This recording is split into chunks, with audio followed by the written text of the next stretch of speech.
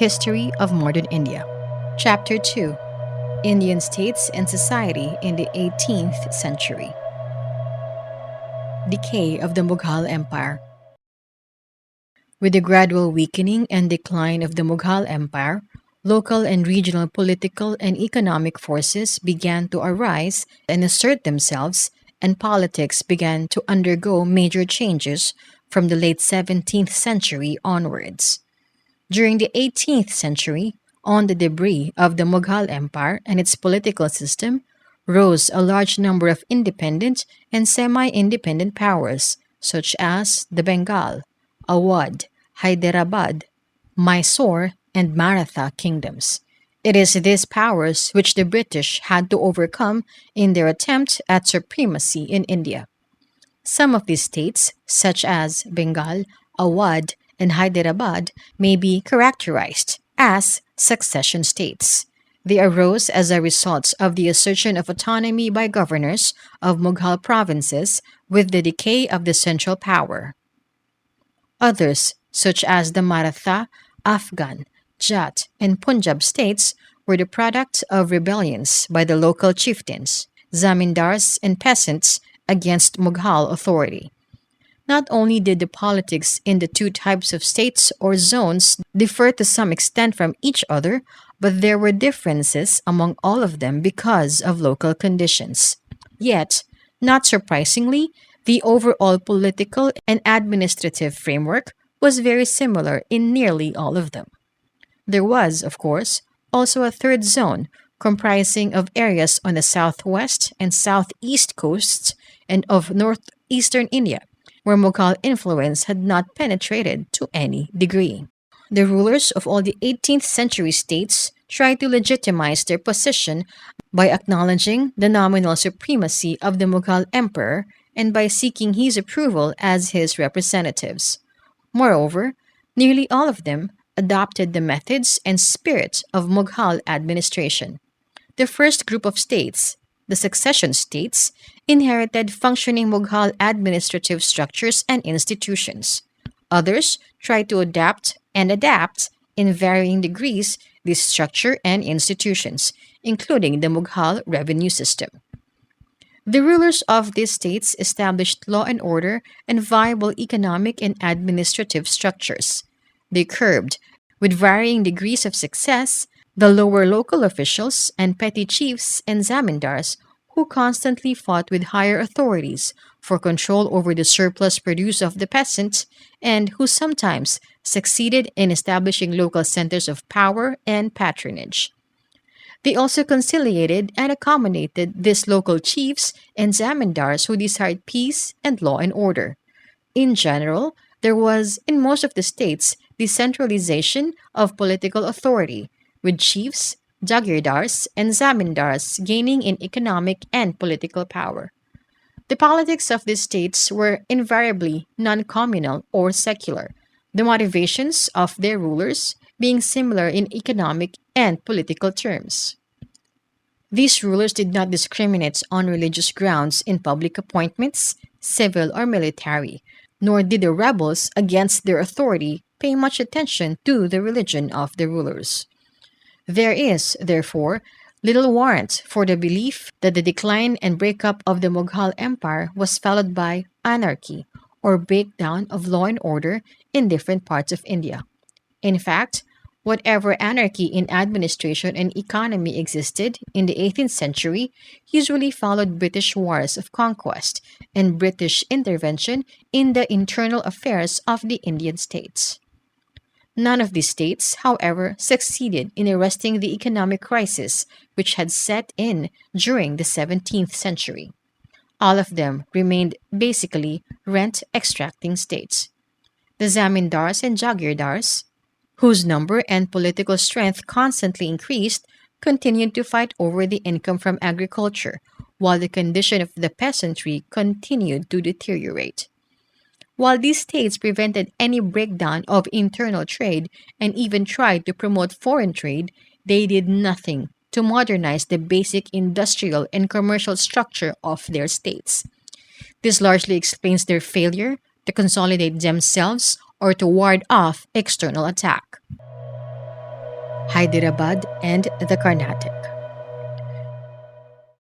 The state of Hyderabad was founded by Nizam ul Mulk Asaf Jah in 1724. He was one of the leading nobles of the post Aurangzeb era. He played a leading role in the overthrow of the Said brothers and was rewarded with the viceroyalty of the Deccan. From 1720 to 1722, he consolidated his hold over the Deccan by suppressing all opposition to his viceroyalty and organizing the administration on efficient lines. From 1722 to 1724, he was the wazir of the empire. But he soon got disgusted with that office of the Emperor Muhammad Shah, frustrated all his attempts at reforming the administration. But he soon got disgusted with that office as the Emperor Muhammad Shah frustrated all his attempts at reforming the administration. So he decided to go back to the Deccan where he could safely maintain his supremacy. Here he laid the foundations of the Hyderabad state, which he ruled with a strong hand. He never openly declared his independence from the central government, but in practice he acted like an independent ruler. He waged wars, concluded peace, conferred titles, and gave jagirs and offices without reference to Delhi. He followed a tolerant policy towards the Hindus. For example, a Hindu, Puran Chand, was his Dewan. He consolidated his power by establishing an orderly administration in the Deccan on the basis of the Jagirdari system on the Mughal pattern. He forced the big, turbulent zamindars to respect his authority and kept the powerful Marathas out of his dominions. He also made an attempt to rid the revenue system of its corruption. But after his death in 1748, Hyderabad fell a prey to the same disruptive forces as were operating at Delhi. The Carnatic was one of the subas of the Mughal Deccan and as such came under the Nizam of Hyderabad's authority. But just as in practice, the Nizam had become independent of Delhi. So, also the deputy governor of the Carnatic, known as the Nawab of Carnatic, had freed himself of the control of the viceroy of the Deccan and made his office hereditary. Thus, Nawab Saadutullah Khan of Carnatic had made his nephew Dost Ali his successor without the approval of his superior, the Nizam. Later, after 1740, the affairs of the Carnatic deteriorated because of the repeated struggles for its Nawabship, and this provided an opportunity to the European trading companies to directly interfere in Indian politics. Bengal. Taking advantage of the growing weakness of the central authority, two men of exceptional ability, Murshid Quli Khan and Ali Vardi Khan, made Bengal virtually independent. Even though Murshid Quli Khan was made governor of Bengal as late as 1717, he had been its effective ruler since 1700, when he was appointed its Diwan. He soon freed himself from central control, though he regularly sent a large tribute to the emperor. He established peace by freeing Bengal of internal and external danger. Bengal was now also relatively free of major uprisings by zamindars. The only three major uprisings during his rule were first by Sitaram Rai, Uday Narayan, and Ghulam Muhammad, and then by Shujat Khan, and finally by Najat Khan. After defeating them, Murshid Quli Khan gave their zamindaris to his favorite Ramjivan. Murshid Quli Khan died in 1727, and his son-in-law Shuja ud-Din ruled Bengal until 1739. In that year, Ali Vardi Khan deposed and killed Shuja ud-Din's son Sarfaraz Khan and made himself the Nawab. These three Nawabs gave Bengal a long period of peace and orderly administration and promoted its trade and industry. Murshid Quli Khan affected economies in the administration, and reorganized the finances of Bengal by transferring large parts of Jagier lands into Kalisa lands by carrying out a fresh revenue settlement and by introducing the system of revenue farming. He recruited revenue farmers and officials from local zamindars and merchant bankers. He also granted agricultural loans, or takavi, to the poor cultivators to relieve their stress as well as to enable them to pay land revenue in time. He was thus able to increase the resources of the Bengal government. But the system of revenue farming led to increased economic pressure on the zamindars and peasants. Moreover, even though he demanded only the standard revenue and forbade illegal cesses, he collected the revenue from the zamindars and the peasant with utmost cruelty. Another result of his reforms was that many of the old zamindars were driven out and their place was taken by upstart revenue farmers. Murshid Quli Khan and the succeeding Nawabs gave equal opportunities for employment to Hindus and Muslims. They filled the highest civil posts and many of the military posts with the Bengalis, mostly Hindus. In choosing revenue farmers, Murshid Quli Khan gave preference to local zamindars and mahajans, moneylenders, who were mainly Hindus. He thus laid the foundations of a new landed aristocracy in Bengal. All the three Nawabs recognized that the expansion of trade benefited the people and the government and therefore gave encouragement to all merchants, Indian and foreign. They provided for the safety of roads and rivers from thieves and robbers by establishing regular thanas and chowkis. They checked private trade by officials. They prevented abuses in the customs administration. At the same time, they made it a point to maintain strict control over the foreign trading companies and their servants and prevented them from abusing their privileges. They compelled the servants of the English East India Company to obey the laws of the land and to pay the same customs duties as were being paid by other merchants. Ali Vardi Khan did not permit the English and the French to fortify their factories in Calcutta and Chandernagore.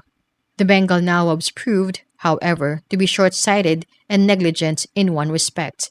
They did not firmly put down the increasing tendency of the English East India Company after 1707 to use military force or to threaten its use to get its demands accepted. They had the power to deal with the company's threats, but they continued to believe that a mere trading company could not threaten their power. They failed to see that the English company was no mere company of traders, but was the representative of the most aggressive and expansionist colonialism of the time.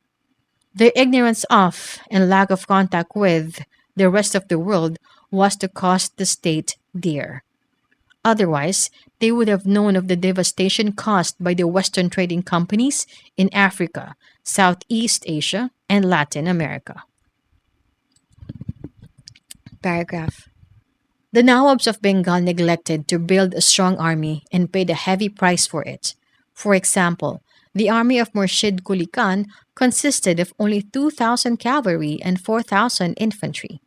Ali Vardi Khan was constantly troubled by the repeated invasions of the Marathas and, in the end, had to cede a large part of Orissa to them. And when, in 1756 to 1767, the English East India Company declared war on Siraj ud Daulah, the successor of Ali Vardi, the absence of a strong army contributed much to the victory of the foreigner. The Bengal Nawabs also failed to check the growing corruption among their officials. Even judicial officials, the qazis and the muftis, were given to taking bribes.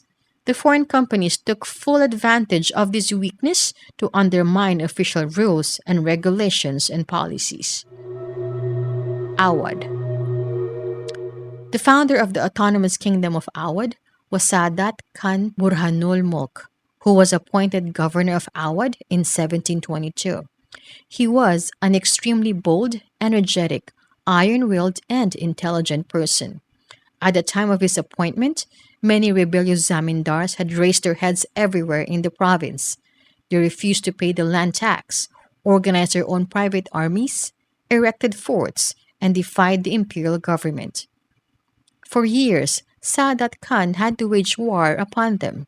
He succeeded in suppressing lawlessness and disciplining the big zamindars and thus increasing the financial resources of his government. He won over the chieftains and zamindars through various concessions. Moreover, most of the defeated zamindars were also not displaced. They were usually confirmed in their estates after they had submitted and agreed to pay their dues, land revenue, regularly. Saadat Khan also carried out a fresh revenue settlement in 1723. He is said to have improved the lot of the peasant by levying equitable land revenue and by protecting him from oppression by the big zamindars. Like the Bengal Nawabs, he too did not discriminate between Hindus and Muslims. Many of his commanders and high officials were Hindus, and he curbed refractory zamindars, chiefs, and nobles irrespective of their religion. His troops were well paid, well armed, and well trained. His administration was efficient. He, too, continued the Jagiir system. Before his death in 1739, he had become virtually independent and had made the province a hereditary possession. He was succeeded by his nephew, Savdar Jang, who was simultaneously appointed the Wazir of the Empire in 1748 and granted in addition the province of Allahabad. Paragraph. Safdar Jang gave a long period of peace to the people of Awadh and Allahabad before his death in 1754. He suppressed rebellious zamindars, won over others, and made an alliance with the Maratha Sardars so that his dominion was saved from their incursions. He was able to win the loyalty of Rajput chieftains, Shaikh Zadas. He carried on warfare against the Rohillas and the Bangash Pathans. In his war against the Bangash Pathans in 750 to 1751, he secured Maratha military help by paying a daily allowance of 25,000 rupees and Jat support by paying 15,000 rupees a day. Later, he entered into an agreement with the Peshwa, by which the Peshwa was to help the Mughal Empire against Ahmad Shah Abdali and to protect it from such internal rebels as the Indian Pathans and the Rajput Rahas. In return, the Peshwa was to be paid 50 lakhs in rupees, granted the Chauth of the Punjab, Sindh, and several districts of northern India, and made governor of Ajmer and Agra. The agreement failed, however, as the Peshwa went over to Safdar Jang's enemies at Delhi, who promised him the governorship of Awadh and Allahabad. Safdar Jang also organized an equitable system of justice. He too adopted a policy of impartiality in the employment of Hindus and Muslims. The highest post in his government was held by a Hindu, Maharaja Nawab Rai. The prolonged period of peace and of economic prosperity of the nobles under the government of the Nawabs resulted in time in the growth of a distinct Lucknow culture around the Awadh court. Lucknow, for long an important city of Awadh, the seat of the Awadh Nawabs after 1775, soon rivaled Delhi in its patronage of the arts and literature. It also developed as an important center of handicrafts. Crafts and culture also percolated to towns under the patronage of local chieftains and zamindars. Safdar Jang maintained a very high standard of personal morality. All his life, he was devoted to his only wife. As a matter of fact, all the founders of the three autonomous kingdoms of Hyderabad, Bengal, and Awadh, namely Nizam ul Mulk, Murshid Quli Khan, and Alivardi Khan, and Saadat Khan, and Safdar Jang, were men of high personal morality. Were men of high personal morality. Nearly all of them led austere and simple lives. Their lives give lie to the belief that all the leading nobles of the 18th century led extravagant and luxurious lives. It was only in their public and political dealings that they resorted to fraud, intrigue, and treachery. Mysore. Next to Hyderabad, the most important power that emerged in South India was Mysore under Hyder Ali. The kingdom of Mysore had preserved its precarious independence ever since the end of the Vijayanagar Empire and had only been nominally a part of the Mughal Empire. Early in the 18th century, two ministers, Nanjaraj, the Sarvadhikari, and Devraj, the Dulwai, had seized power in Mysore, reducing the king Chika Krishna Raj to a mere puppet. Haidar Ali, born in 1721 in an obscure family, started his career as a petty officer in the Mysore army. Though uneducated, he possessed a keen intellect and was a man of great energy, daring, and determination. He was also a brilliant commander and a shrewd diplomat. Haidar Ali soon found his opportunity in the wars, which involved Mysore for more than 20 years. Cleverly using the opportunities that came his way, he gradually rose in the Mysore army. He soon recognized the advantages of Western military training and applied it to the troops under his own command. He established a modern arsenal in Dindigal in 1755 with the help of French experts. In 1761, he overthrew Nanjaraj and established his authority over the Mysore state. He extended full control over the rebellious polygars, warrior chieftains and zamindars, and conquered the territories of Bidnur, Sunda, Serra, Kanara, and Malabar. A major reason for his occupation of Malabar was the desire to have access to the Indian Ocean. Though illiterate, he was an efficient administrator. He was responsible for introducing the Mughal administrative and revenue system in his dominions. He took over Mysore when it was a weak and divided state and soon made it one of the leading Indian powers. He practiced religious tolerance, and his first Dewan and many other officials were Hindus. Almost from the beginning of the establishment of his power, he was engaged in wars with the Maratha Sardars, the Nizam, and the British. In 1769, he repeatedly defeated the British forces and reached the walls of Madras. He died in 1782 in the course of the Second Anglo-Mysore War and was succeeded by his son Tipu. Sultan Tipu, who ruled Mysore till his death at the hands of the British in 1799, was a man of complex character. He was, for one, an innovator. His desire to change with the times was symbolized in the introduction of a new calendar, a new system of coinage, and new scales of weights and measures. His personal library contained books on such diverse subjects as religion, history, military science, medicine, and mathematics. He showed a keen interest in the French Revolution. He planted a tree of liberty in Srirangapatam and he became a member of a Jacobin club. His organizational capacity is borne out by the fact that in those days of general indiscipline among Indian armies, his troops remained disciplined and loyal to him to the last. He tried to do away with the custom of giving jagirs and thus increase state income. He also made an attempt to reduce the hereditary possessions of the polygars and to eliminate the intermediaries between the state and the cultivator. However, his land revenue was as high as that of other contemporary rulers. It ranged up to one-third of the gross produce. But he checked the collection of illegal cesses, and he was liberal in granting remissions. Paragraph.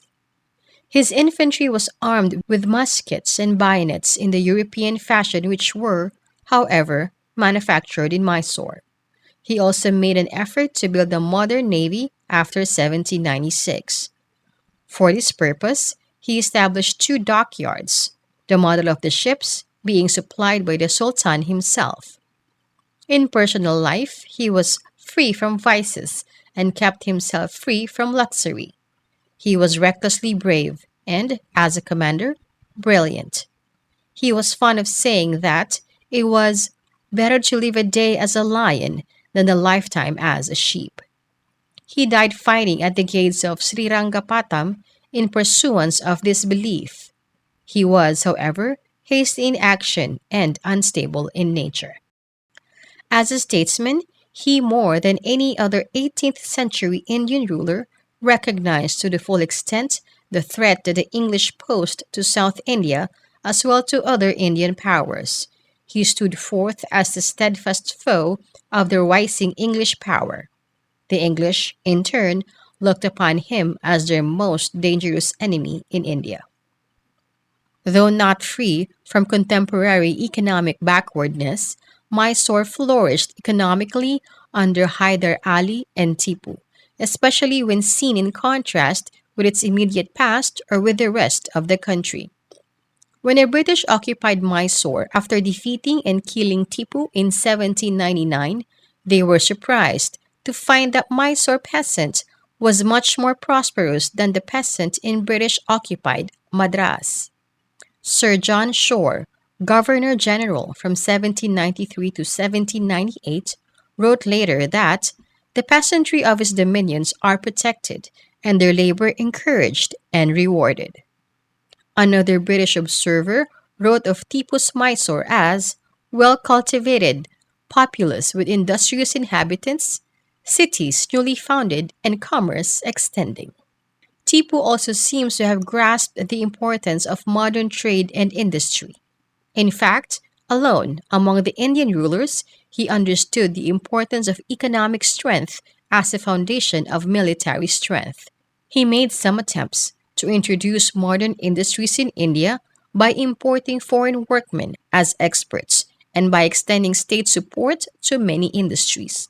He sent emissaries to France, Turkey, Iran, and Pegu Myanmar to develop foreign trade. He also traded with China.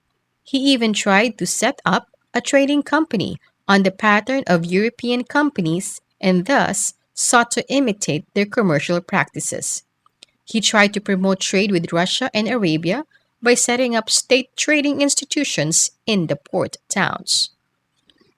Some British historians have described Tipu as a religious fanatic, but this is not borne out by facts. Though he was orthodox in his religious views, he was in fact tolerant and enlightened in his approach toward other religions. He gave money for the construction of the image of the goddess Sarda in the Sringeri temple after the latter was looted by Maratha horsemen in 1791. He regularly gave gifts to this temple as well as several other temples. The famous temple of Sri Ranganath was situated barely 100 yards from his palace. But while he treated the vast majority of his Hindu and Christian subjects with consideration and tolerance, he was harsh on those Hindus and Christians who might directly or indirectly aid the British against Mysore. Kerala. At the beginning of the 18th century, Kerala was divided up among a large number of feudal chiefs and rajas. The four most important states were those of Calicut under the Zamorin, Chirakal, Cochin, and Travancore. The kingdom of Travancore rose into prominence after 1729 under King Martanda Varma, one of the leading statesmen of the 18th century. He combined rare foresight and strong determination with courage and daring. He subdued the feudatories, conquered Quilon and Elayadam, and defeated the Dutch, thus ending their political power in Kerala. He organized a strong army on the Western model with the help of European officers and armed it with modern weapons. He also constructed a modern arsenal. Martanda Varma used his new army to expand northwards, and the boundaries of Travancore soon extended from Kanyakumari to Cochin. He undertook many irrigation works, built roads and canals for communication, and gave active encouragement to foreign trade. By 1763, all the petty principalities of Kerala had been absorbed or subordinated by the three big states of Cochin, Travancore, and Calicut. Hyder Ali began his invasion of Kerala in 1766 and in the end annexed northern Kerala up to Cochin including the territories of the Zamorin of Calicut. The 18th century saw a remarkable revival in Malayalam literature. This was due in part to the Rajas and chiefs of Kerala, who were great patrons of literature. Trivandrum, the capital of Travancore, became in the second half of the 18th century a famous center of Sanskrit scholarship. Ramavarma, successor of Martandavarma, was himself a poet, scholar, musician, renowned actor, and a man of great culture. He conversed fluently in English, took a, took a keen interest in European affairs, and regularly read newspapers and journals published in London, Calcutta, and Madras. Areas around Delhi, the Rajput states. The principal Rajput states took advantage of the growing weakness of Mughal power to virtually free themselves from central control while at the same time increasing their influence in the rest of the empire. In the reigns of Farrukh Siyar and Muhammad Shah, the rulers of Amber and Marwar were appointed governors of important Mughal provinces such as Agra, Gujarat, and Malwa. The Rajputana states continued to be as divided as before. The bigger among them expanded at the cost of their weaker neighbors, Rajputs and non Rajput. Most of the larger Rajput states were constantly involved in petty quarrels and civil wars. The internal politics of these states were often characterized by the same type of corruption, intrigue, and treachery as prevailed at the Mughal court. Thus, Ajit Singh of Marwar was killed by his own son. The most outstanding Rajput ruler of the 18th century was Raja Sawai Jai Singh of Amber, 1681 to 1743. He was a distinguished statesman, lawmaker, and reformer.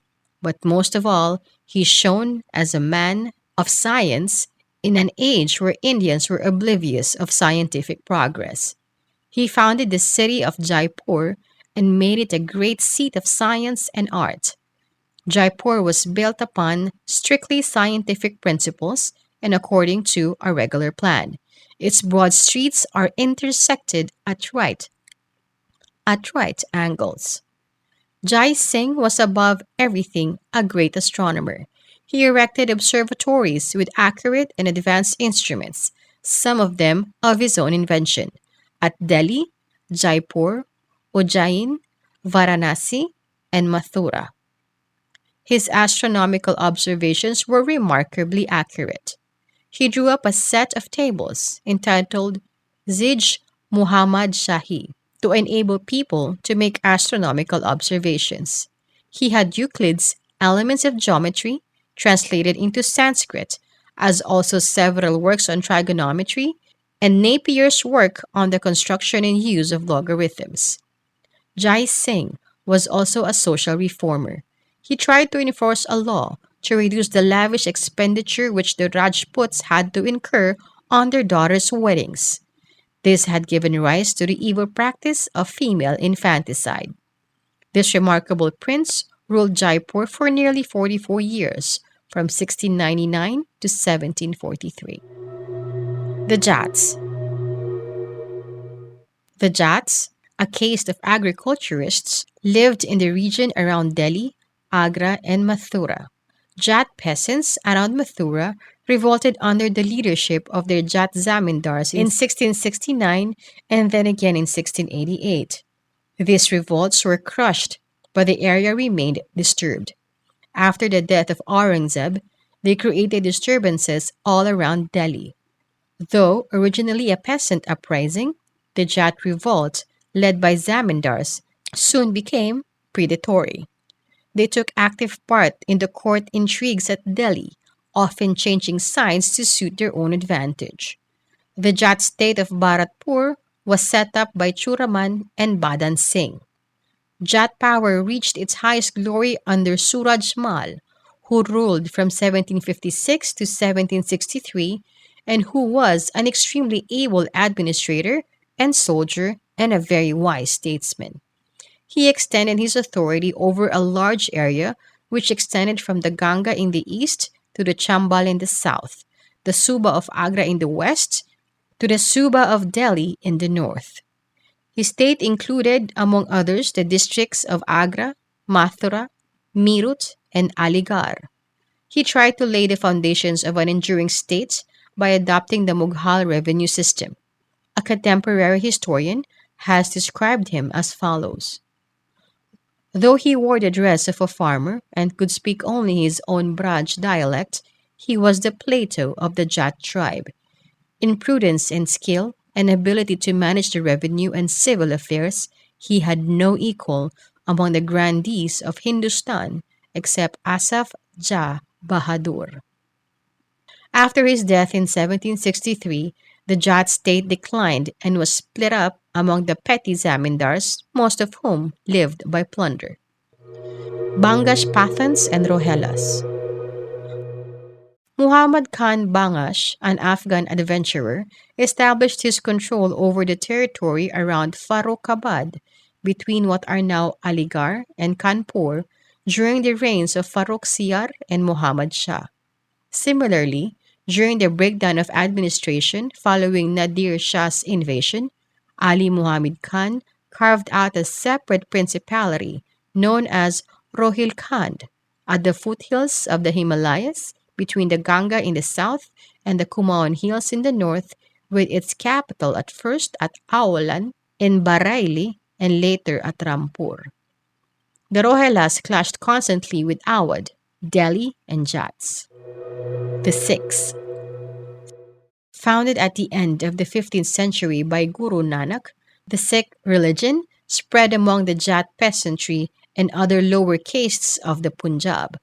The transformation of the Sikhs into a militant fighting community was begun by Guru Hargobind, 1606 to 1645. It was, however, under the leadership of Guru Gobind Singh, 1666 to 1708, the 10th and last Guru of the Sikhs, that they became a political and military force. From 1699 onwards, Guru Gobind Singh waged constant war against the armies of Aurangzeb and the Hil Rajas. After Guru Gobind Singh's death, the institution of Guruship came to an end, and the leadership of the Sikhs passed to his trusted disciple Banda Singh Bahadur. Banda Singh Bahadur rallied together the peasants and the lower castes of the Punjab from Delhi to Lahore and carried on a vigorous, though unequal struggle against the Mughal army for 8 years. He was captured in 1715 and put to death. There were several reasons for his failure. The Mughal center was still strong. The upper classes and castes of Punjab joined forces against Banda Singh Bahadur for his championship of the lower castes and the rural poor. The invasions of Nadir Shah and Ahmad Shah Abdali and the consequent dislocation of the Punjab administration gave the Sikhs an opportunity to rise once again. They soon began to fill the political vacuum. Between 1765 and 1800, they brought the Punjab and Jammu under their control. The Sikhs were organized into 12 missals or confederacies which operated in different parts of the province. These missals fully cooperated with one another. They were originally based on the principle of equality, with all members having an equal voice in deciding the affairs of a missal and in electing its chief and other officers. Gradually, the democratic and plebeian character of the missals disappeared, and powerful feudal chiefs and zamindars dominated them. The Punjab under Ranjit Singh. At the end of the 18th century, Ranjit Singh, chief of the Sukarchakia Misl, rose to prominence. A strong and courageous soldier, an efficient administrator, and a skillful diplomat, he was a born leader of men. He captured Lahore in 1799 and Amritsar in 1802. He soon brought all Sikh chiefs west of the Sutlej under his control and established his own kingdom in the Punjab. Later, he conquered Kashmir, Peshawar, and Multan. The old Sikh chiefs were transformed into big zamindars and jagirdars. He did not make any changes in the system of land revenue promulgated earlier by the Mughals. The amount of land revenue was calculated on the basis of 50% of the gross produce. Ranjit Singh built up a powerful, disciplined, and well equipped army along European lines with the help of European instructors. His new army was not confined to the Sikhs. He also recruited Gurkhas, Biharis, Oriyas, Pathans, Dogras, and Punjabi Muslims. He set up modern foundries to manufacture cannon at Lahore and employed Muslim gunners to man them. It is said that he possessed the second best army in Asia, the first being the army of the English East India Company. Ranjit Singh had great capacity for choosing his ministers and officials. His court was studded with outstanding men. He was tolerant and liberal in religious matters. He patronized not only Sikh but also Muslim and Hindu holy men. Many of his important ministers and commanders were Muslims and Hindus. The most prominent and trusted of his ministers was Fakir Azizuddin, while his finance minister was Dewan Dina Nath. His was a state based on equal opportunities for all. Political power was not used for exclusive Sikh benefit. On the other hand, the Sikh peasant was as much oppressed by Sikh chiefs as was the Hindu or Muslim peasant. In fact, the structure of the Punjab as a state under Ranjit Singh was similar to the structure of the other Indian states of the 18th century. When the British forbade Ranjit Singh in 1809 to cross the Sutlej and took the six states east of the river under their protection, he kept quiet, for he realized that his strength was no match for the British. Thus, by his diplomatic realism and military strength, he temporarily saved his kingdom from English encroachment. But he did not remove the foreign threat, he only left it for his successors. And so, after his death, when his kingdom was torn by an intense internal struggle for power, the English moved in and conquered it. The rise and fall of the Maratha power. The most important challenge to the decaying Mughal power came from the Maratha kingdom, which was the most powerful of the succession states.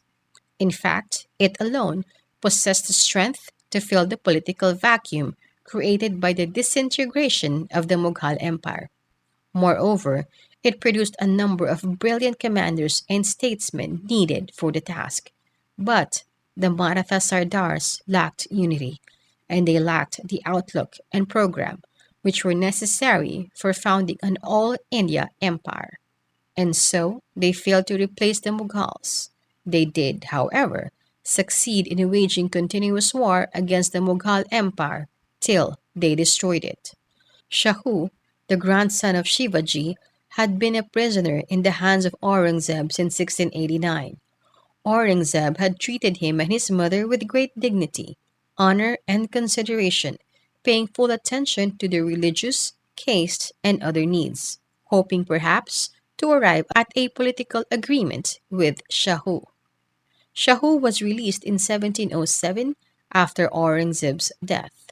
Very soon, a civil war broke out between Shahu at Satara and his aunt Tarabai in Kolhapur, who had carried out an anti Mughal struggle since 1700 in the name of her son Shivaji II after the death of her husband Raja Ram.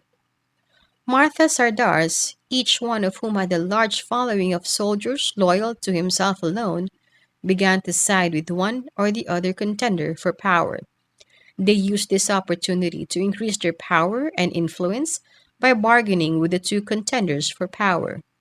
Several of them even intrigued with the Mughal viceroys of the Deccan. Arising from the conflict between Shahu and his rival at Kolhapur, a new system of Maratha government was evolved under the leadership of Balaji Vishwanath, the Peshwa of King Shahu. With this change began the second period, the period of Peshwa domination, in Maratha history in which the Maratha state was transformed into an empire. Balaji Vishwanath, a Brahmin, started life as a petty revenue official and then rose step by step. He rendered Shahu loyal, and useful service in suppressing his enemies. He excelled in diplomacy and won over many of his big Maratha Sardars to Shahu's case. In 1713, Shahu made him his Peshwa, or the Mukh Pradhan, chief minister. Balaji Vishwanath gradually consolidated Shahu's hold and his own over Maratha Sardars and over most of Maharashtra except for the region south of Kohalpur where Raja Ram's descendants ruled. The Peshwa concentrated power in his office and eclipsed the other ministers and Sardars. In fact, he and his son Baji Rao I made the Peshwa the functional head of the Maratha Empire. Balaji Vishwanath took full advantage of the internal conflicts of the Mughal officers to increase Maratha power. He had induced Zulfikar Khan to grant the Chauth and Sardashmukhi of the Deccan. In the end, he signed a pact with the Said brothers. All the territories that had earlier formed Shivaji's kingdom were restored to Shahu, who was also assigned the Chauth and the Sardashmukhi of the six provinces of the Deccan. In return, Shahu, who had already recognized, though nominally, Mughal suzerainty, agreed to place a body of 15,000 cavalry at the emperor's service to prevent rebellion and plundering in the Deccan and to pay an annual tribute of 10 lakhs of rupees.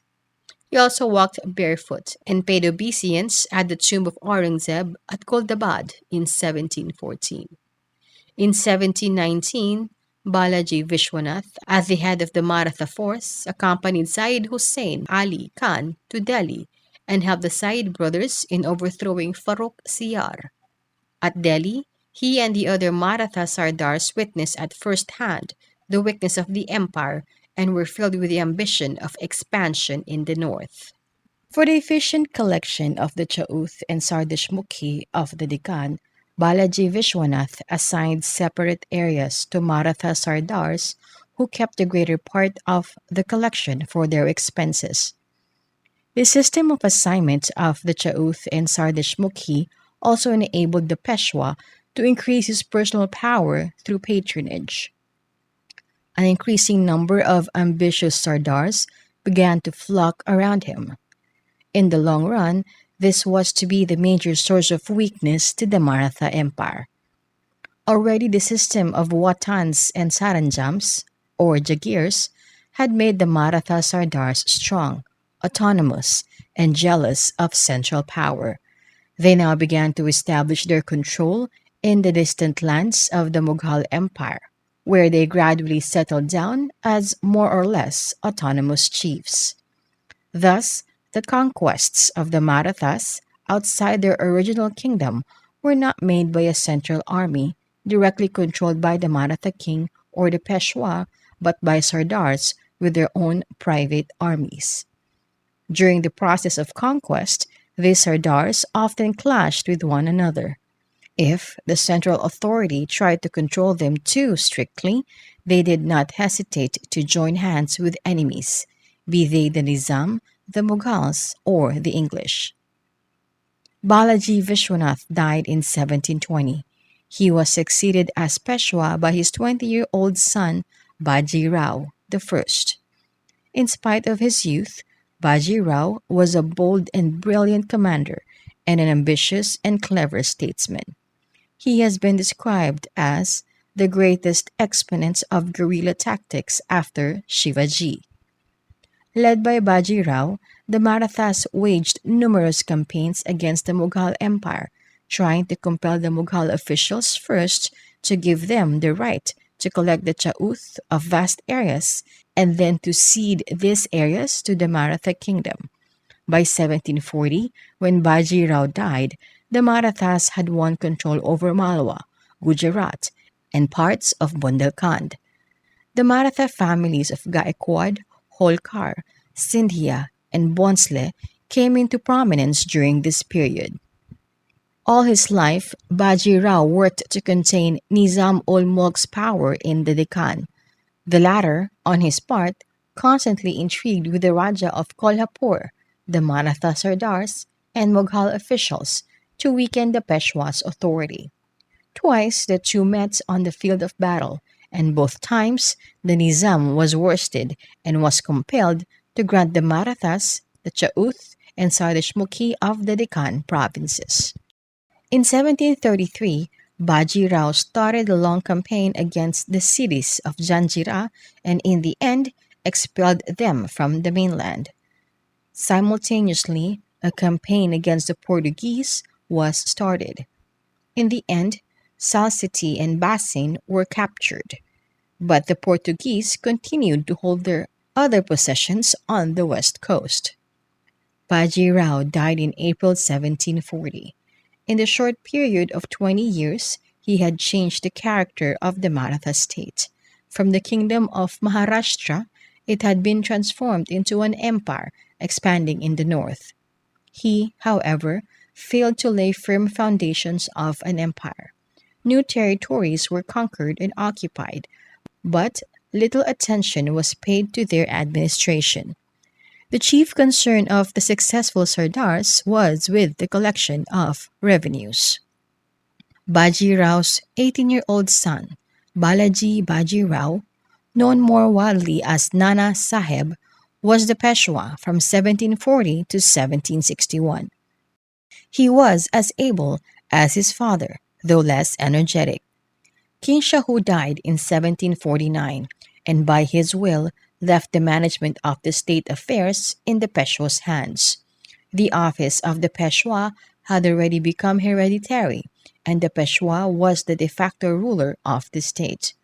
Now he became the official head of the administration and, as a symbol of this fact, shifted the government to Pune, his headquarters. Balaji Baji Rao followed in the footsteps of his father and further extended the empire in different directions, taking Maratha power to its height. Maratha armies now overran the whole of India. Maratha control over Malwa, Gujarat, and Bundelkhand was consolidated. Bengal was repeatedly invaded, and in 1751 the Bengal Nawab had to cede Orissa. In the south, the state of Mysore and other minor principalities were forced to pay tribute. In 1760, the Nizam of Hyderabad was defeated at Udgir and compelled to cede vast territories, yielding an annual revenue of 62 lakh of rupees. In the north, the Marathas soon became the power behind the Mughal throne. Marching through the Gangetic Doab and Rajputana, they reached Delhi, where, in 1752, they helped Imad ul Mulk to become the wazir. The new wazir soon became a puppet in their hands.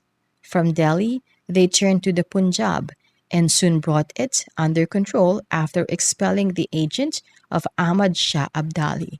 This brought them into conflict with the doughty warrior king of Afghanistan, who once again marched into India to settle accounts with the Maratha power. A major conflict for mastery over North India now began.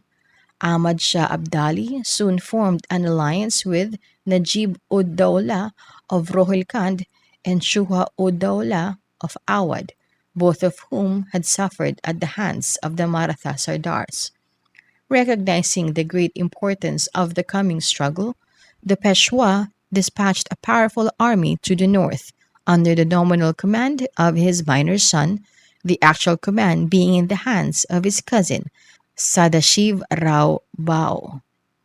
An important arm of this force was a contingent of European-style infantry and artillery commanded by Ibrahim Khan Gardi.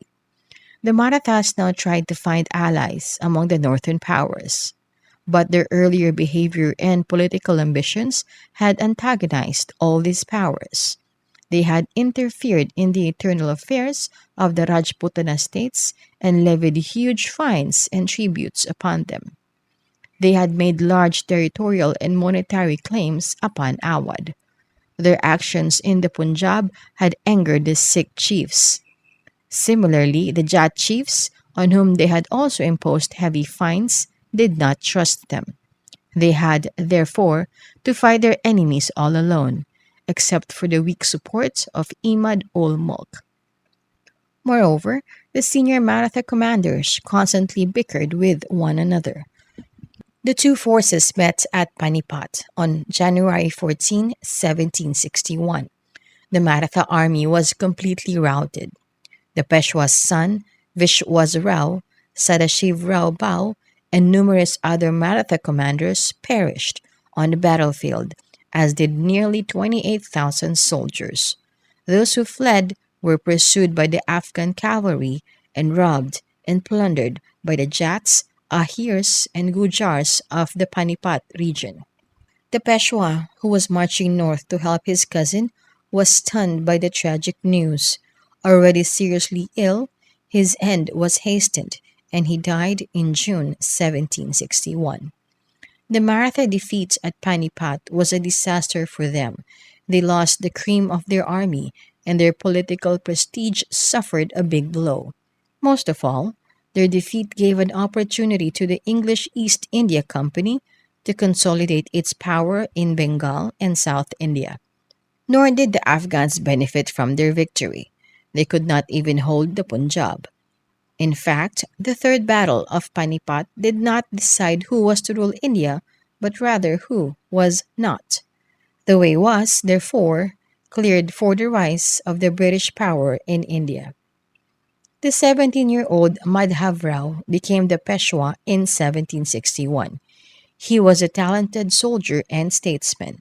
Within the short period of 11 years, he restored the lost fortunes of the Maratha Empire. He defeated the Nizam, compelled Hyder Ali of Mysore to pay tribute, and reasserted control over northern India by defeating the Rohelas and subjugating the Rajput states and Jat chiefs. In 1771, the Marathas brought back Emperor Shah Alam to Delhi, who now became their pensioner. Thus, it appeared as if Maratha ascendancy in the north had been recovered. Once again, however, a blow fell on the Marathas, for Madhav Rao died of consumption in 1772. The Maratha Empire was now in a state of confusion. At Pune, there was a struggle for power between Raghunath Rao and the younger brother of Balaji Baji Rao and Narayan Rao, the younger brother of Madhav Rao. Narayan Rao was killed in 1773. He was succeeded by his posthumous son, Sawai Madhav Rao. Out of frustration, Raghunath Rao went over to the British and tried to capture power with their help. This resulted in the First Anglo-Maratha War. The Peshwa's power was now on the wane. At Pune, there was constant intrigue between the supporters of Sawai Madhav Rao, headed by Nana Padnis, and the partisans of Raghunath Rao. In the meantime, the big Maratha Sardars had been carving out semi-independent states in the north, which could seldom cooperate. Gaikwad at Baroda, Bhonsle at Nagpur, Holkar at Indore, and Scindia at Gwalior were the most important. They had established regular administrations on the pattern of Mughal administration and possessed their separate armies. Their allegiance to the Peshwas became more and more nominal. Instead, they joined opposing factions at Pune and intrigued with the enemies of the Maratha Empire. Among the Maratha rulers in the north, Mahaji Scindia was the most important. He organized a powerful European-style army consisting equally of Hindu and Muslim soldiers with the help of French and Portuguese officers and gunners. He established his own ordnance factories near Agra. He established control over Emperor Shah Alam in 1784.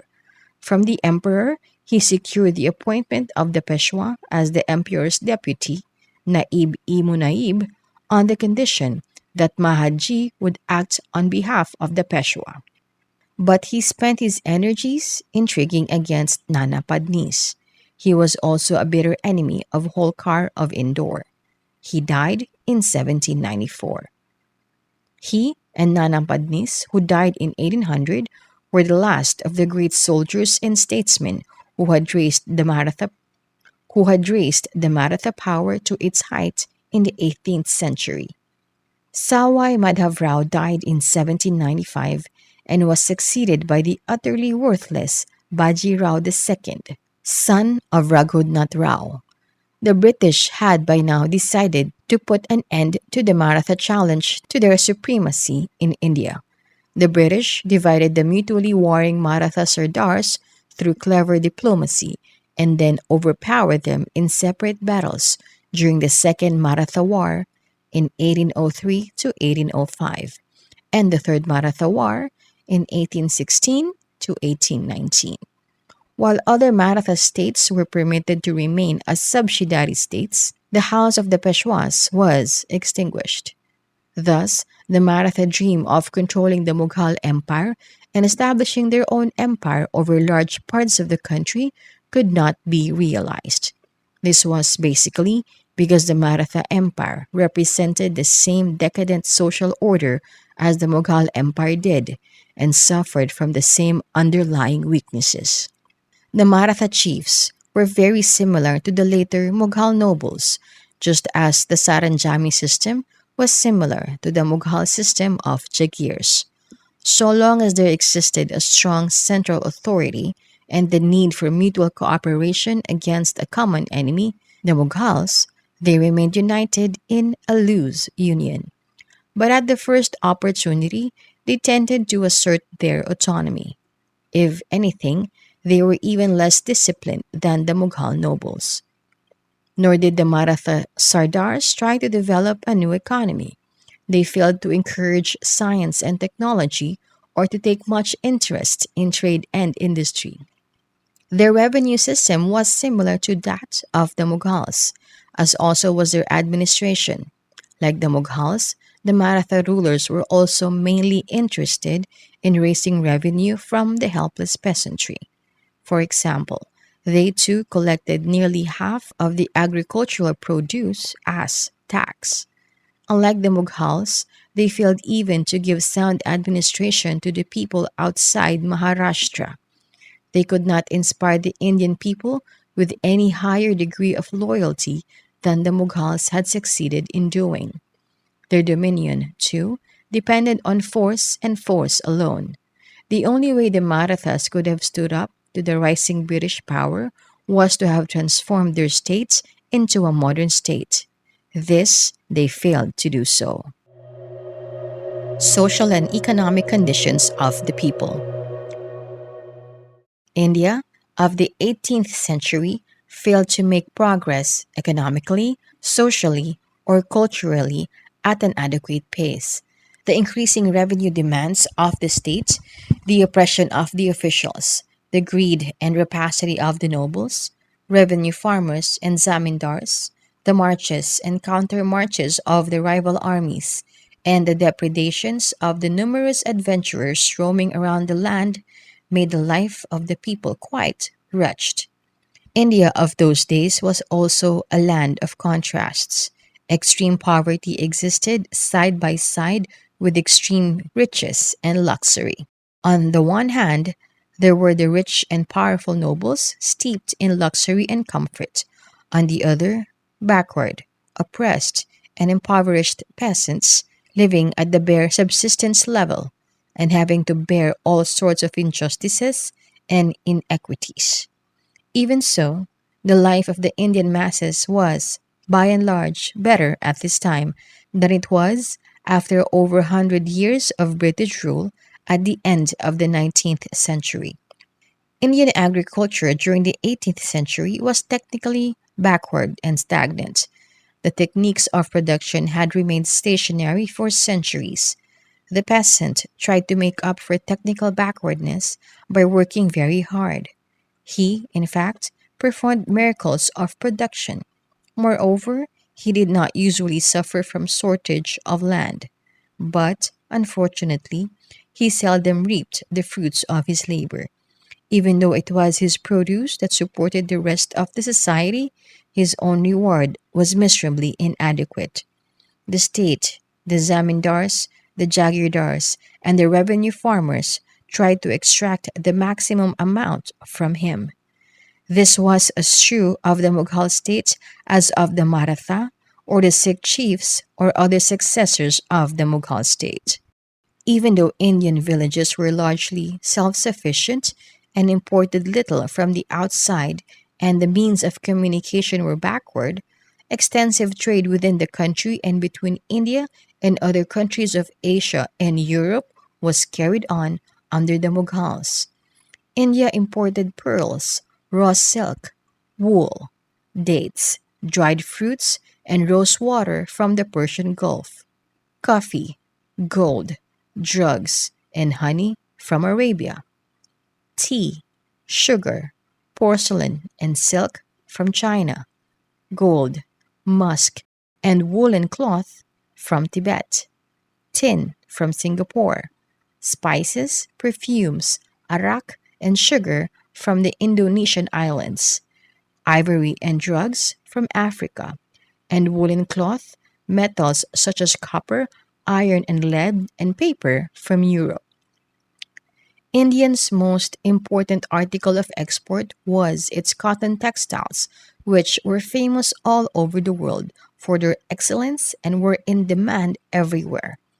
India also exported raw silk and silk fabrics, hardware, indigo, saltpetre, opium, rice, wheat, sugar, pepper, and other spices, precious stones, and drugs. Since India was on the whole self sufficient in handicrafts and agricultural products, it did not import foreign goods on a large scale. On the other hand, its industrial and agricultural products had a steady market abroad. Consequently, it exported more than it imported, and its trade was balanced by import of silver and gold. In fact, India was known as a sink of precious metals. Historians differ on the state of internal and foreign trade during the pre colonial period of the 18th century. According to the dominant view, constant warfare and disruption of law and order in many areas during the 18th century harmed the country's internal trade. Many trading centers were looted by the contestants for power and by foreign invaders. Many of the trade routes were infested with organized bands of robbers and traders, and their caravans were regularly looted. Even the road between the two imperial cities, Delhi and Agra, was made unsafe by the marauders. Moreover, with the rise of autonomous provincial regimes and innumerable local chiefs, the number of custom houses or chowkis grew by leaps and bounds. Every petty or large ruler tried to increase his income by imposing heavy customs duties on goods entering or passing through his territories. All these factors had an injurious effect on long distance trade. The impoverishment of the nobles, who were the largest consumers of luxury products in which trade was conducted, also injured internal trade. Other historians believe that the effect of political changes and warfare on internal trade has generally been exaggerated.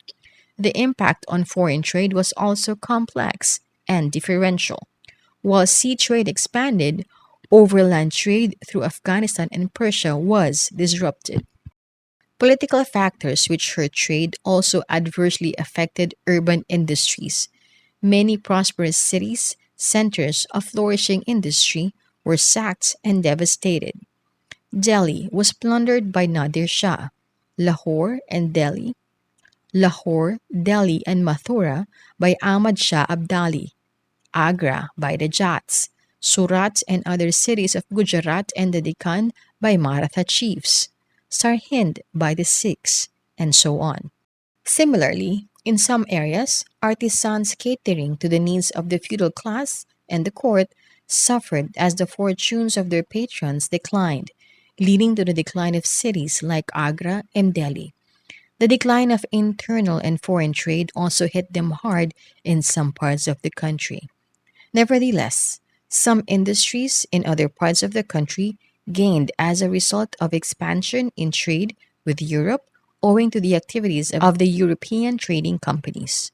Moreover, the emergence of new courts and local nobility and zamindars led to the emergence of new cities such as Faizabad, Lucknow, Varanasi, and Patna, and the recovery, to some extent, of production by artisans. Even so, India remained a land of extensive manufactures.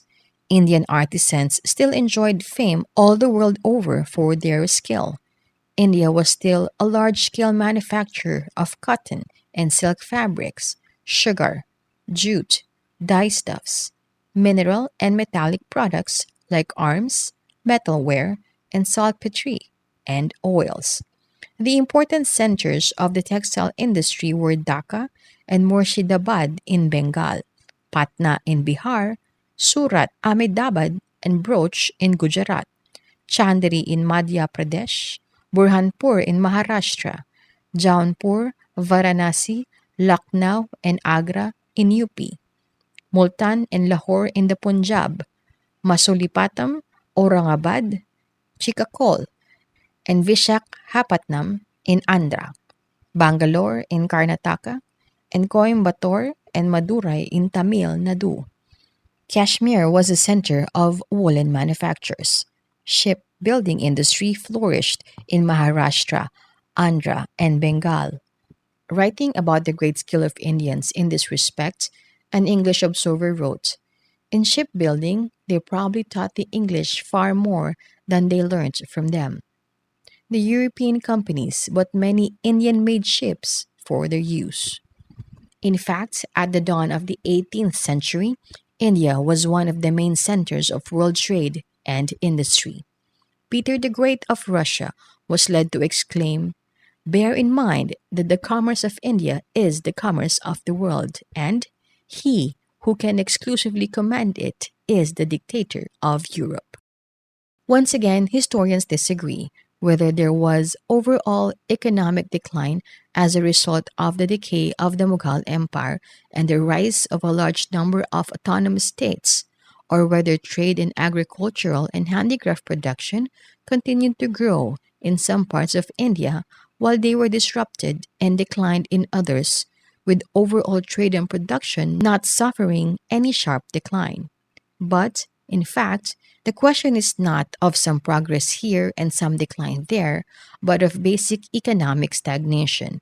While the Indian economy was quite resilient and there was a certain continuity in economic life, there was no greater effervescence or buoyancy in economic activities in the 18th century than what was there in the 17th century. On the other hand, there was a definitely declining trend. At the same time, it is true that there was less economic distress or decline in agricultural and handicraft production in the Indian states of the 18th century than what was the result from the impact of British colonialism in the 18th and 19th centuries. Education. Education was not completely neglected in 18th century India, but it was on the whole defective. It was traditional and out of touch with the rapid developments in the West. The knowledge which it imparted was confined to literature, law, religion, philosophy, and logic, and excluded the study of physical and natural sciences, technology, and geography. Nor did it concern itself with the factual and rational study of society. In all fields, original thought was discouraged and reliance placed on ancient learning. The centers of higher education were spread all over the country and were usually financed by nawabs, rajas, and rich zamindars. Among the Hindus, higher education was based on Sanskrit learning and was mostly confined to Brahmins. Persian education, being based on the official language of the time, was equally popular among both Hindus and Muslims. Elementary education was quite widespread. Among the Hindus, it was imparted through town and village schools, while among the Muslims, through the Maulvis in maktabs situated in mosques. In these schools, the young students were taught reading, writing, and arithmetic. Though elementary education was mostly confined to the higher castes, like Brahmins, Rajputs, and Vaishyas, many persons from the lower castes also often received it. Interestingly enough, the average literacy was not less than what it was under the British later. Warren Hastings even wrote in 1813 that Indians had, in general, superior endowments in reading, writing, and arithmetic than the common people of any nation in Europe. Though the standard of primary education was inadequate by modern standards, it sufficed for the limited purposes of those days. A very pleasant aspect of education then was that the teachers enjoyed high prestige in the community. A bad feature of it was that girls were seldom given education, though some women of the higher classes were an exception. Social and cultural life. Social life and culture in the 18th century were marked by stagnation and dependence on the past. Despite a certain broad cultural unity that had developed over the centuries, there was no uniformity of culture and social patterns all over the country. Nor did all Hindus and all Muslims form two distinct societies. People were divided by religion, region, tribe, language, and caste. Moreover, the social life and culture of the upper classes, who formed a tiny minority of the total population, was in many respects different from the life and culture of the lower classes. Caste was the central feature of the social life of the Hindus. Apart from the four Varnas, Hindus were divided into numerous castes or jatis, which differed in their nature from place to place. The caste system rigidly divided people and permanently fixed their place in the social scale. The higher castes, headed by the Brahmins, monopolized all social prestige and privileges. Caste rules were extremely rigid. Intercaste marriages were forbidden. There were restrictions on interdining among members of different castes. In some cases, persons belonging to the higher castes would not take food touched by the persons of the lower castes. Castes often determined the choice of profession, though exceptions occurred on a large scale. For example, Brahmins were involved in trade and government service and held zamindaries. Similarly, many Shudras achieved worldly success and wealth and used them to seek higher ritual and caste ranking in society. Similarly, in many parts of the country, caste status had become quite fluid. Caste regulations were strictly enforced by caste councils and panchayats and caste chiefs through fines, penances, or prayaschitya, and expulsion from the caste. Caste was a major divisive force and element of disintegration in 18th century India. It often split Hindus. It often split Hindus living in the same village or region into many social atoms. It was, of course, possible for a person to acquire a higher social status by the acquisition of high office or power, as did the Holkar family in the 18th century. Sometimes, though not often, an entire caste would succeed in raising itself in the caste hierarchy. Muslims were no less divided by considerations of caste, race, tribe, and status, even though their religion enjoined social equality on them. The Shia and Sunni nobles were sometimes at loggerheads on account of their religious differences. The Irani, Afghan, Turani, and Hindustani Muslim nobles and officials often stood apart from one another. A large number of Hindus who had converted to Islam carried their caste into the new religion and observed its distinctions, though not as rigidly as before. Moreover, the Sharif Muslims, consisting of nobles, scholars, priests, and army officers, looked down upon the Ajlaf Muslims, or the lower class Muslims, in a manner similar to that adopted by the higher caste Hindus towards the lower caste Hindus. The family system in 18th century India was primarily patriarchal. That is, the family was dominated by the senior male member and inheritance was through the male line. In Kerala, however, the family among the heirs was matrilineal. Outside Kerala, women were subjected to nearly complete male control. They were expected to live as mothers and wives only, though in these roles they were shown a great deal of respect and honor. Even during war and anarchy, women were seldom molested and were treated with respect. A European traveler, Abe J.A. Dubai, commented at the beginning of the 19th century, a Hindu woman can go anywhere alone, even in the most crowded places, and she need never fear the impertinent looks and jokes of idle loungers. A house inhabited solely by women is a sanctuary which the most shameless libertine would not dream of violating. But the women of the time possessed little individuality of their own. This does not mean that there were no exceptions to this rule. Ahilya Bai administered indoor with great success from 1766 to 1796. Many other Hindu and Muslim ladies played important roles in 18th century politics. While women of the upper classes were not supposed to work outside their homes, peasant women usually worked in the fields, and women of the poorer classes often worked outside their homes to supplement the family income. The purdah was common mostly among the higher classes in the north. It was not practiced in the south. Boys and girls were permitted to mix with one another. All marriages were arranged by the heads of families.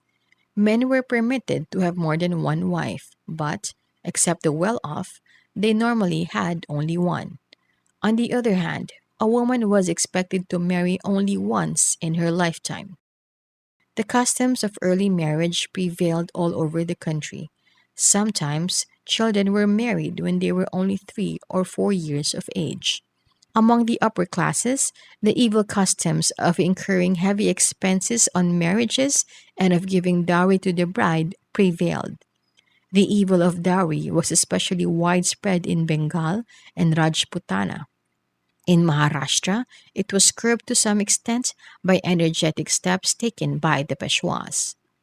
Two great social evils of 18th century India, apart from the caste system, were the customs of sati and the condition of the widows.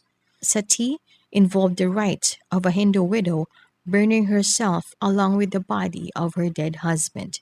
It was most prevalent in Rajputana, Bengal, and other parts of northern India. In the south, it was uncommon, and the Marathas did not encourage it.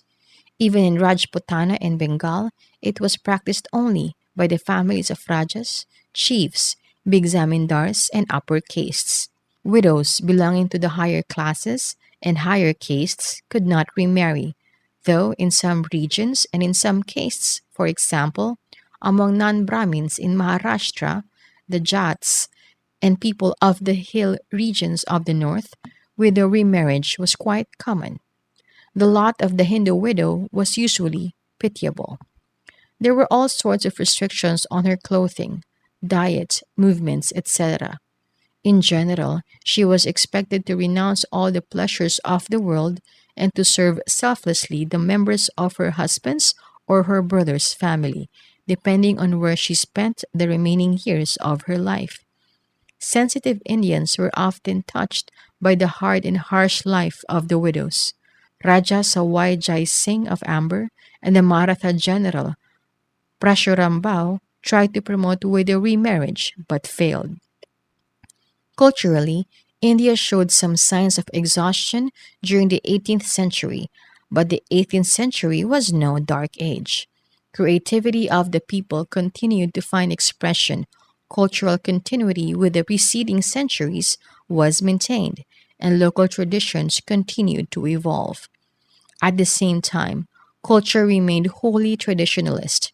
Cultural activities of the time were mostly financed by the royal court, rulers and nobles, chiefs and zamindars, whose impoverishment led to their gradual neglect. The most rapid decline occurred precisely in those branches of the arts which depended on the patronage of kings, princes, and nobles. This was true, most of all, of Mughal architecture and painting. Many of the painters of the Mughal school migrated to provincial courts and flourished at Hyderabad, Lucknow, Kashmir, and Patna. At the same time, new schools of paintings were born and achieved distinction. The paintings of the Kangra and Rajputana schools revealed new vitality and taste. In the fields of architecture, the Imambara of Lucknow reveals proficiency in technique but a decadence in architectural taste. On the other hand, the city of Jaipur and its buildings are an example of continuing vigor. Music continued to develop and flourish in the 18th century, both in the north and south. Significant progress was made in this field in the reign of Muhammad Shah. Poetry in nearly all the Indian languages tended to lose its touch with life and become decorative, artificial, mechanical, and traditional. Its pessimism reflected the prevailing sense of despair and cynicism, while its content reflected the impoverishment of the spiritual life of its patrons, the feudal nobles and kings. A noteworthy feature of the literary life of the 18th century was the spread of the Urdu language and the vigorous growth of Urdu poetry. Urdu gradually became the medium of social intercourse among the upper classes of northern India. While Urdu poetry shared the weaknesses of contemporary literature in other Indian languages, it produced brilliant poets like Mir, Sauda, Nazir, and in the 19th century, that great genius, Mirza Ghalib. Hindi, too, was developing throughout the century. Similarly, there was a revival of Malayalam literature, especially under the patronage of the Travancore rulers Martanda Varma and Rama Varma. One of the great poets of Kerala, Kunchan Nambiar, who wrote popular poetry in the language of daily usage, lived at this time. 18th century Kerala also witnessed the full development of Kathakali literature, drama, and dance. The Padmana Buparam Palace, with its remarkable architecture and mural paintings, was also constructed in the 18th century. Tayao Manavar, 1706 to 1744, was one of the best exponents of sitar poetry in Tamil. In line with other sitar poets, he protested against the abuses of temple rule and the caste system. Music, poetry, and dance flourished under the patronage of the Tanjore court in the first half of the 18th century. In Assam, literature developed under the patronage of Ahom kings. Dayaram, one of the great lyricists of Gujarat, wrote during the second half of the 18th century. Here Ranja, the famous romantic epic in Punjabi, was composed at this time by Waris Shah. For Sindhi literature, the 18th century was a period of enormous achievement. Shah Abdul Latif composed his famous collection of poems, Risalo. Sachal and Sami were the other great Sindhi poets of this century. The main weakness of Indian culture lay in the field of science. Throughout the 18th century, India remained far behind the West in science and technology. For the last 200 years, Western Europe had been undergoing a scientific and economic revolution that was leading to a spate of inventions and discoveries. The scientific outlook was gradually pervading the Western mind and revolutionizing the philosophical, political, and economic outlook of the Europeans and their institutions. On the other hand, the Indians, who had in earlier ages made vital contributions to the fields of mathematics and natural sciences, had been neglecting the sciences for several centuries. The Indian mind was still tied to tradition. Both the nobles and the common people were superstitious to a high degree. The Indians remained almost wholly ignorant of the scientific, cultural, political, and economic achievements of the West. They failed to respond to the European challenge. Achievements of the West. They failed to respond to the European challenge. 18th century Indian rulers showed little interest in things Western, except in their weapons of war and techniques of military training.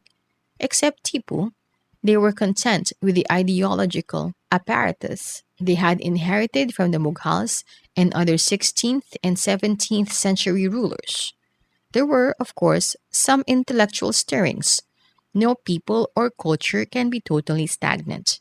Some changes and advances in technology were being made, but their pace was very slow and their scope very limited, so that on the whole they were negligible compared to the advances in Western Europe. This weakness in the realm of science was, to a large extent, responsible for the total subjugation of India by the most advanced country of that time. The struggle for power and wealth, economic decline, social backwardness, and cultural stagnation had a deep, harmful impact on the morals of a section of the Indian people. The nobles, in particular, degenerated in their private and public life. The virtues of loyalty, gratitude, and faithfulness to their pledged word tended to disappear in the single minded pursuit of selfish aims. Many of the nobles fell prey to degrading vices and excessive luxury. Most of them took bribes when in office. Surprisingly enough, the common people were not debased to any marked extent. They continued to exhibit a high degree of personal integrity and morality. For example, the well known British official John Malcolm remarked in 1821, "I do not know the example of any great population, in similar circumstances, preserving through such a period of changes and tyrannical rule so much virtue and so many qualities as are to be found in a great proportion of the inhabitants of this country." In particular, he praised the absence of the common vices of theft, drunkenness, and violence. Similarly, Cranford, another European writer, observed, "Their rules of morality are most benevolent, and hospitality and charity are not only strongly inculcated, but I believe nowhere more universally practiced than amongst Hindus." Friendly relations between the Hindus and Muslims were a very healthy feature of life in 18th century India. Even though the nobles and chiefs of that time fought one another incessantly, their fights and their alliances were seldom based on distinctions of religion. In other words, their politics were essentially secular. In fact, there was little communal bitterness or religious intolerance in the country. All people, high or low, respected one another's religion and a spirit of tolerance. Even harmony prevailed. The mutual relations of Hindus and Muslims were those of brothers among brothers. This was particularly true of the common people in the villages and towns who fully shared one another's joys and sorrows, irrespective of religious affiliations. The Hindus and the Muslims cooperated in non religious spheres such as social life and cultural affairs. The evolution of a composite Hindu Muslim culture or of common ways and attitudes continued unimpeded. Hindu writers often wrote in Persian, while Muslim writers wrote in Hindi, Bengali, and other vernaculars, often dealing with subjects of Hindu social life and religion, such as Radha and Krishna, Sita and Ram, and Nal and Damayanti. The development of Urdu language and literature provided a new meeting ground between Hindus and Muslims. Even in the religious sphere, the mutual influence and respect that had been developing in the last few centuries as a result of the spread of the Bhakti movement among Hindus and Sufism among Muslims worshipped Muslim saints, and many Muslims showed equal veneration for Hindu gods and saints. Many local cults and shrines had both Hindu and Muslim followers. Muslim rulers, nobles, and commoners joyfully joined in the Hindu festivals such as Holi, Diwali, and Kurga Puja. just as Hindus participated in the Muharram processions and Hindu officials and zamindars presided at other Muslim festivals. The Marathas supported the shrine of Shaikh Moinuddin Chisti in Ajmer, and the Raja of Tanjore supported the shrine of Shaikh Shahul Hamid of Nagaur. We have already seen how Tipu gave financial support to the Sringeri temple as also to other temples. It is noteworthy that Raja Ramohun Roy, the greatest Indian of the first half of the 19th century, was influenced in an equal measure by the Hindu and Islamic philosophical and religious systems. It may also be noted that religious affiliations was not the main point of departure in cultural and social life. The ways of life of upper class Hindus and Muslims converged much more than the ways of life of upper class and lower class Hindus or of upper class and lower class Muslims. Similarly, regions or areas provided points of departure. People of one region had far greater cultural synthesis, irrespective of religion, than people following the same religion spread over different regions. People living in the villages also tended to have a different pattern of social and cultural life than that of the town dwellers. End of chapter 2.